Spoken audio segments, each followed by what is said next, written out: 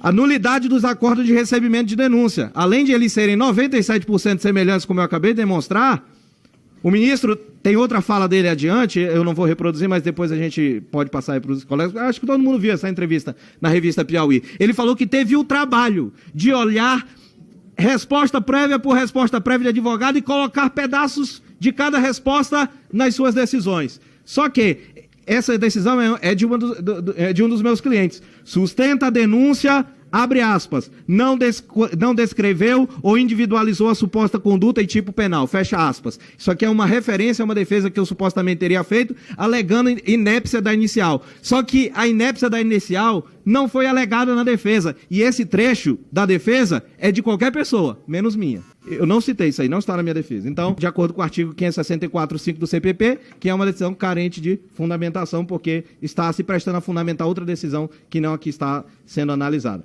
Finalizando, dos despachos que delimitam a instrução processual, a audiência de instrução será realizada por videoconferência. Você pode realizar audiência por videoconferência, mas você tem que fundamentar. Qual é o fundamento aqui? Nenhum. Vai ser realizado, não importa. Não tem fundamento legal, não precisa. O interrogatório do réu ocorrerá ao final da instrução, nos termos do artigo 400. Não tem fundamentação. Das testemunhas. As testemunhas de acusação foram ouvidas. E as testemunhas de defesa? Fica indeferida desde já a inquiração de testemunhas meramente abonatórias, cujos depoimentos deverão ser substituídos por declarações escritas. Só que o artigo 204 do CPP proíbe o testemunho por escrito. E aí, eu quero apresentar minha testemunha, ela não é abonatória, quero levar na audiência, não pode. As testemunhas arroladas deverão ser apresentadas pela defesa em audiência independente de intimação. Regra do processo trabalhista, trazida para dentro do processo penal. Eu arrolei o ministro Flávio Dino como defesa, testemunha de defesa. Como é que eu vou lá no Ministério da Justiça pegar ele? Ministro, vamos ali participar de uma audiência comigo? Isso não existe. Por último agora, pediu ao STF para destruir os bens e documentos das pessoas presas. Tem uma petição lá. Olha, a gente está com muita coisa amontoada aqui, de tenda e mochila e documento, a gente não quer mais isso aqui não, está dando trabalho para a gente, aí pediu para o ministro para destruir os bens. Ah, não tinha nenhuma arma, não tinha nada, a gente podia até utilizar como prova de defesa, né? Mas tem mais gente. Ah, sim, essa aí é a cereja do bolo, né? Diretor-geral da PF quer registrar recordes das prisões do Rio de Janeiro no Guinness Book. Já pediu para a assessoria contactar o Guinness Book. A assessoria dele deve estar com pouco serviço. Eu não sei por que, então, que eles só juntaram as provas que eles estavam colhendo dos celulares só agora, essa semana. Se eles estão com tanto tempo para fazer esse tipo de barbaridade aí. Mas tem mais gente. Ministério dos Direitos Humanos. Ah, não, o Exército, né? Riscos de mortes e Lula irritado. O que disse o general Dutra sob ordem de prisão no QG? Sabe o que ele disse? Que ele prendeu as pessoas cumprindo determinação do presidente Lula. Por aí a prisão já é ilegal, a motivação da prisão foi legal. Ele prendeu e ele fala, ele ligou para o presidente Lula para perguntar, o senhor quer que prenda agora ou espera amanhecer? Quem foi que deu a ordem de prisão? Foi o ministro Alexandre de Moraes ou foi o Lula? Isso infelizmente, é o que nós temos hoje em boa parte do Exército, mas graças a Deus não são todos. Ministro dos Direitos Humanos, isso aqui é uma maravilha, a gente protocolou no dia ainda em fevereiro, e ele veio aqui numa audiência e eu fiquei me retorcendo aqui nessa comissão.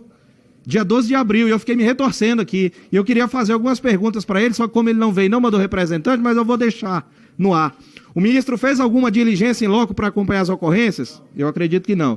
Já visitou a Papu do Acomel nos últimos 7 meses? Acredito que não. Por que não responder às denúncias feitas por nós no protocolo 1650-8950? Ele disse que o Ministério tinha a competência de acionar, inclusive, mecanismos internacionais. Acionaram? Ele disse que tinha consciência que a comida lá nos presídios era de péssima qualidade. Ele acionou, tomou alguma atitude para rever esse contrato de alimentação dos presos no DF? Queria deixar essas perguntas aí. Aí a gente vem para a imprensa, né? Com honrosas exceções, como a Gazeta do Povo, Revista Oeste. Aí o Estadão, Jovem Pan, às vezes fala alguma coisa, né? Estadão, a distorção que enfraquece a democracia. Ficaram assombrados que o ministro mandou fazer busca e apreensão na casa do pessoal que afrontou ele lá em Roma. O Estadão ficou com medo, né? Dizer para eles, vai piorar. Vai piorar por causa da conivência. Nós repudiamos qualquer ato criminoso, inclusive contra o ministro Alexandre de Moraes, como esse que ocorreu lá em Roma, supostamente, né? Que a gente só tem desenho até agora. Imagem que é bom, nada. Mas, se a imprensa não mudar essa postura e divulgar, por exemplo, o que está acontecendo aqui, a coisa não vai mudar.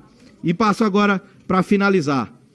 Quero falar dos delatores, aqueles que anonimamente ficaram entregando seus vizinhos, porque toda ditadura precisa de delator, que entrega o seu vizinho, que entrega o seu parente, né, Carol? Carol descobriu que um parente delatou o outro para a Polícia Federal, porque estava aqui no dia 8.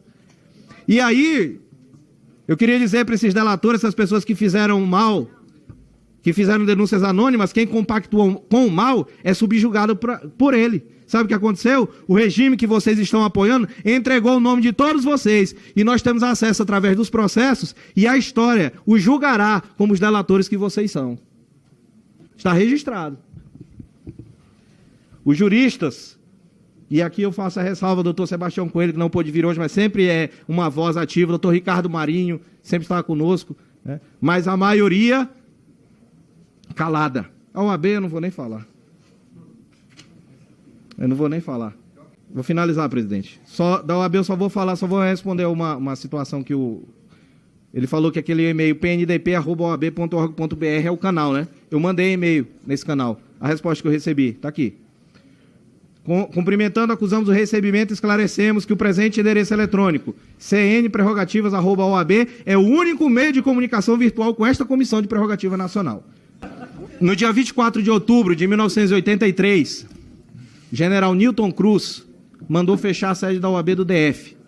E o doutor Maurício Corrêa, que inclusive é a pessoa que dá nome hoje ao prédio da OAB do DF, quando notificado, recusou-se a assinar o documento. Juntou ele com outros advogados e desceram as escadarias lá da OAB do DF, pararam em frente à bandeira nacional, cantaram o hino nacional e os seus algozes envergonhados se dispersaram. Por quê? Porque tiveram coragem. Nobres presentes, existe dessa história algumas reflexões que podemos fazer. A primeira é que quando o poderoso Estado ameaça sua liberdade, você pode tomar algumas posições. Você se curva, você se une ao Leviatã para anuir com a destruição dos seus inimigos políticos, ou você pode ter uma posição honrada de lutar pela sua liberdade, ou ser ainda mais dobre e lutar também pela liberdade daqueles que divergem politicamente de você. A advocacia não é profissão de covardes, mas também não é profissão de interesseiros, oportunistas, lobistas, etc. Esse processo merecia o maior desagravo da história brasileira, mas pelo jeito não terá. Mas se a OAB não tem coragem de falar, nós estaremos aqui falando desses absurdos que atingem a advocacia brasileira e sem cobrar por isso.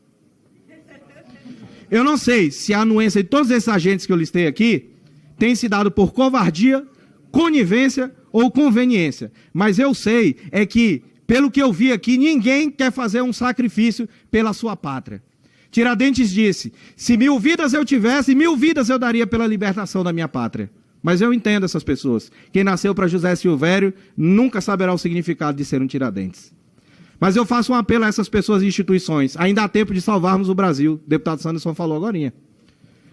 Ao STF é um apelo, promova a justiça. É só isso que nós queremos. Ao parlamento, eu peço, continue lutando pela verdade sobre o 8 de janeiro. Leve adiante a CPMI do abuso de autoridade. Aprove, aperfeiçoe, se for necessário, e aprove o projeto de lei da deputada Bia Kicis, que infelizmente já saiu, sobre o habeas corpus, para que a gente possa atacar essas ilegalidades no futuro, porque hoje nós não temos como combater o que está acontecendo no processo. E não deixem, quando vocês forem debater sobre essas situações, não deixem parlamentar de toga, que agora tem essa modalidade, parlamentar de toga ficar vagueando aqui por esses corredores e intimidando, querendo intimidar essa casa. Ao senador Rodrigo Pacheco, eu peço, seja presidente do Senado.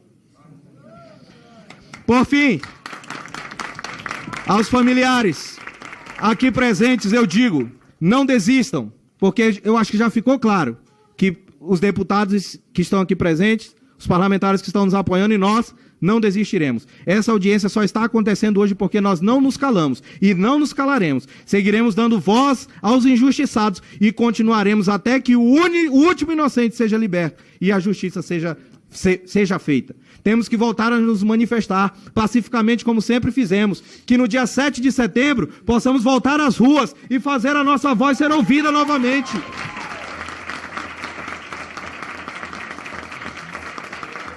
É a última, presidente. John Steinbeck, vencedor do Prêmio Nobel de Literatura, certa vez escreveu: há aqueles entre nós que vivem experiências que nós jamais saberemos. Dentro daqueles presídios estão homens e mulheres vivendo uma experiência que nós jamais saberemos. Nas suas casas com tornozeleiras estão pessoas passando... ainda não. Ainda. Nas suas casas com tornozeleiras estão pessoas passando por situações que nós jamais entenderemos. Aqui estão famílias passando por uma dor que nós jamais experimentaremos. Então, cabe a nós, que ainda não vivenciamos essa perseguição, ter empatia pelos que sofrem, lutar para que a justiça seja feita e, mais ainda, lutar para que isso nunca mais se repita. Obrigado, presidente.